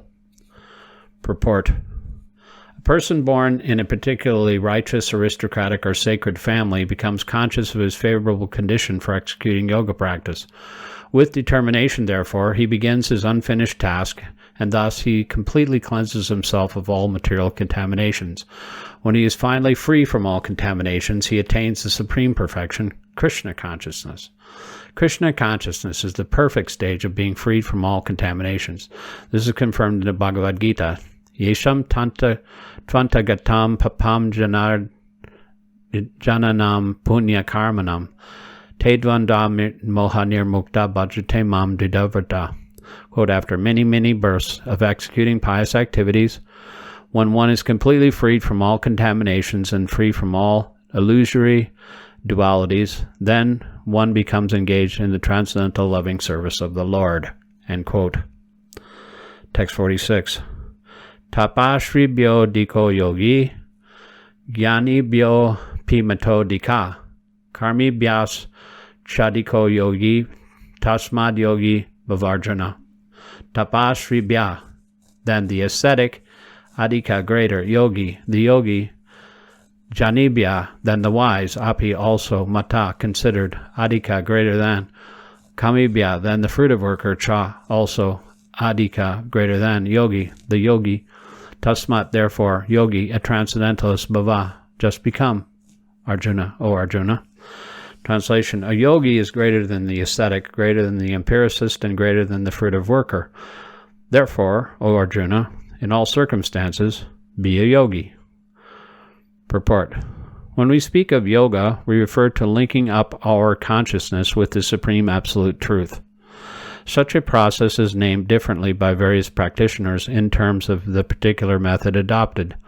When the linking up process is predominantly in fruitive activities, it is called karma yoga. When it is predominantly empirical, it is called jnana yoga. When it is predominantly in a devotional relationship with the Supreme Lord, it is called bhakti yoga. Bhakti yoga, or Krishna consciousness, is the ultimate perfection of all yogas, as will be explained in the next verse. The Lord has confirmed herein the superiority of yoga, but he has not mentioned that it is better than bhakti yoga. Bhakti yoga is full spiritual knowledge, and as such, nothing can excel it. Asceticism without self-knowledge is imperfect. Empiric knowledge without surrender to the Supreme Lord is also imperfect. And fruitive work without Krishna consciousness is a waste of time. Therefore, the most highly praised form of yoga performance mentioned here is bhakti yoga, and this is still more clearly explained in the next verse. Text 47. Yoginam api sarvesham madgadentan taratmana shadavam bhajate yomam same yuktatamo mata. Yoginam, of all yogis, api also, sarvesham, all types of, matgatena, abiding in me, anta atmana, always thinking of me within, shadavan, in full faith, bhajate, renders transcendental loving service, ya, one who, mam, me, the Supreme Lord, sa, he, may, mine, yuktatmana, the greatest yogi, mata, is considered. Translation, and of all yogis, he who always abides in me with great faith, worshipping me in transcendental loving service, is most intimately united with me in yoga, and is the highest of all. Purport. The word bhajate is significant here. Bhajate has its root in the verb bhaj, which is used when there is need of service. The English word, quote, worship, end quote, cannot be used in the same sense as bhaja. Worship means to adore, or to show respect and honor to the worthy one, but service with love and faith is especially meant for the Supreme Personality of Godhead. One can avoid worshiping a respectable man or demigod, and may be called discourteous, but one cannot avoid serving the Supreme Lord without being thoroughly condemned. Every living entity is part and parcel of the Supreme Personality of Godhead, and thus every living entity is intended to serve the Supreme Lord by his own constitution. Failing to do this, he falls down. The Bhagavatam confirms this as follows. Yesham purusham shakshadatma prabhavam ishwaram na bhajanti avajanat nanti stanat brashta patanyada. Quote, anyone who does not render service and neglects his duty unto the primeval Lord, who is the source of all living entities, will certainly fall down from his constitutional position. End quote. In this verse, also, the word bhajanti is used. Therefore, bhajanti is applicable to the Supreme Lord only, whereas the word, quote, worship, end quote, can be applied to demigods or to any other common living entity. The word avajananti, used in this verse of Srimad Bhagavatam, is also found in the Bhagavad Gita. Quote, avajananti ma mudha. Only the fools and rascals deride the Supreme Personality of Godhead, Lord Krishna, end quote. Such fools take it upon themselves to write commentaries on the Bhagavad Gita without an attitude of service to the Lord. Consequently, they cannot properly distinguish between the word bhajanti and the word worship. The culmination of all kinds of yoga practice lies in bhakti yoga. All other yogas are but means to come to the point of bhakti in bhakti yoga. Yoga actually means bhakti yoga. All other yogas are progressions toward the destination of bhakti yoga. From the beginning of karma yoga to the end of bhakti yoga is a long way to self-realization. Karma Yoga without fruitive results is the beginning of this path. When Karma Yoga increases in knowledge and renunciation, the stage is called Jnana Yoga. When Jnana Yoga increases in meditation on the Supersoul by different physical processes, and the mind is on him, it is called Ashtanga Yoga. And when one surpasses the Ashtanga Yoga and comes to the point of the Supreme Personality of Godhead, Krishna, it is called Bhakti Yoga, the culmination. Factually, Bhakti Yoga is the ultimate goal, but to analyze Bhakti Yoga minutely, one has to understand these other yogas. The yogi who is progressive is therefore on the true path of eternal good fortune. One who sticks to a particular point does not make further progress is called by that particular name: Karma Yogi, Jnana Yogi, Dhyana Yogi, Raja Yogi, Hatha Yogi, etc. If one is fortunate enough to come to the point of Bhakti Yoga, it is to be understood that he has surpassed all the other yogas. Therefore, to become Krishna conscious is the highest stage of yoga, just as when we speak of the Himalayan, we refer to the world's highest mountains, of which the highest peak, Mount Everest, is considered to be the culmination. It is by great fortune that one comes to Krishna consciousness on the path of Bhakti Yoga to become well situated according to the Vedic direction. The ideal yogi concentrates his attention on Krishna, who is called Shyamasundar, who is as beautifully colored as a cloud, whose lotus-like face is effulgent as the sun, whose dress is brilliant with jewels, and whose body is flower-garlanded. Illuminating all sides is his gorgeous luster, which is called the Brahmajyoti. He incarnates in different forms, such as Rama, Nrsimha, Varaha, and Krishna, the Supreme Personality of Godhead, and he descends like a human being as the son of Mother Jashoda, and he is known as Krishna, Govinda, and Vasudeva. He is the perfect child, husband, friend, and master, and he is full with all opulences and transcendental qualities. If one remains fully conscious of these features of the Lord, he is called the highest yogi. This stage of the highest perfection in yoga can be attained only by Bhakti Yoga, as confirmed in the Vedic literature. Yase deve para bhaktir yata deve tatagaro tasyete kayatarta prakashanti mahatmana. Quote, only unto those great souls who have implicit faith in both the Lord and the spiritual master are all the imports of Vedic knowledge automatically revealed. End quote. Bhakti rasya bhojanam tadit manutro padi naishyanam mushnim manakalpanam etad eva naishkarmyam. Quote, bhakti means devotional service to the Lord, which is free from desire for material profit, either in this life or in the next. Devoid of such inclinations, one should fully absorb the mind in the Supreme. That is the purpose of Naishkarmya. End quote. These are some of the means for performance of bhakti or Krishna consciousness, the highest perfectional stage of the yoga system. Thus end the Bhaktivedanta purports to the 6th chapter of the Srimad Bhagavad Gita in the matter of Sāṅkhya Yoga, Brahma Vidya.